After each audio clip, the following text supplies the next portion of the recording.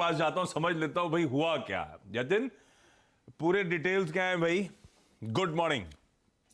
Good morning आशीष। देखिए, एक दिक्कत भरी बात है कि अदानी ग्रुप ने येस्टरडे देर रात को जो बोर्ड मीटिंग करी थी अपने इन्वेस्टमेंट बैंकर्स के साथ, अपने बोर्ड के साथ, और ज्वाइंटली जो डिसीजन निकल के आया है वो ये आया है कि जो एफपीओ अदानी ग्रुप ने प्लान किया था और जहां सब्सक्रिप्शन भी 1 गुना से ज्यादा आया था, वो पूरे के पूरे एफपीओ को स्क्रैप किया जा रहा है। मतलब एफपीओ और जो निवेशकों ने पैसा लगाया है वो फिर से निवेशकों को वापस लौटाया जाएगा।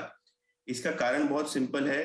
कंपनी को और कंपनी के चेयरमैन गौतम अदानी को ये लग रहा था कि जो 3,000 रुपए के ऊपर का एफपीओ था, बाजार में ही 2,000 रुपए का भाव यस्टरडे आपको बनता हुआ दिखाई पड़ा, तो 35% का नुकसान इन्वेस्टर्स को पैसे लगाने के एक दिन बाद हो रहा था। तो जाहिर सी बात थी, कहीं ना कहीं ये एक डिस्कम्फर्ट था ग्रुप को भी और इन्वेस्टर्स को भी। तो ये एफपीओ कॉल ऑफ किया गया है। हालांकि 2-3 इंपॉर्टेंट क्लैरिफिकेशन अदानी ग्रुप ने एफपीओ को लेके दिए हैं। सबसे पहली बात कि एफपीओ का पैसा जल्द से जल्द बीआरएलएम मतलब जो बुक रनिंग लीड मैनेजर्स हैं उनके जरिए निवेशकों को वापस लौटाया जाएगा। दूसरा कि जब बाजार की स्थिति सही होगी, शेयर्स के दाम स्टेबलाइज होंगे, फिर अदानी ग्रुप फिर से एक्सेस करना कोशिश करेगा कैपिटल मार्केट को। तब तक जो है ग्रुप की कोई पर्टिकुलर रिक्वायरमेंट नहीं है। और जो ग्रोथ प्लान्स हैं कंपनी का ये मानना है कि जो इंटरनल अप्रूवल्स हैं और जो पैसे इनके पास हैं ये सफिशिएंट है ग्रोथ जर्नी को आगे लेके जाने में।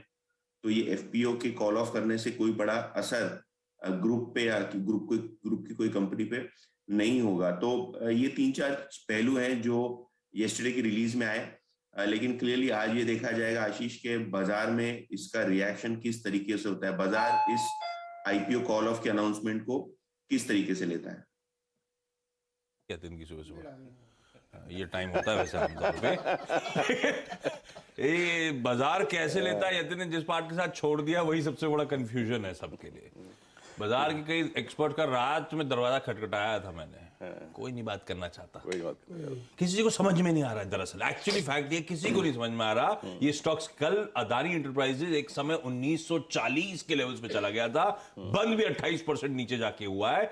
अब कौन पहले ब्लिंक करेगा, ये कंफ्यूजन स्ट्रीट में बना हुआ है।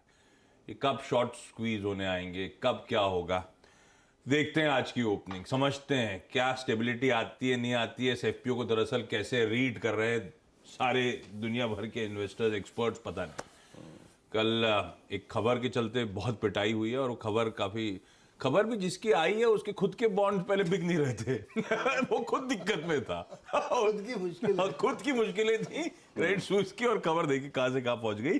लेकिन ठीक है, ये अब रिएक्शन इंपॉर्टेंट होंगे। वीरू, थोड़ा सा कंफ्यूजन है।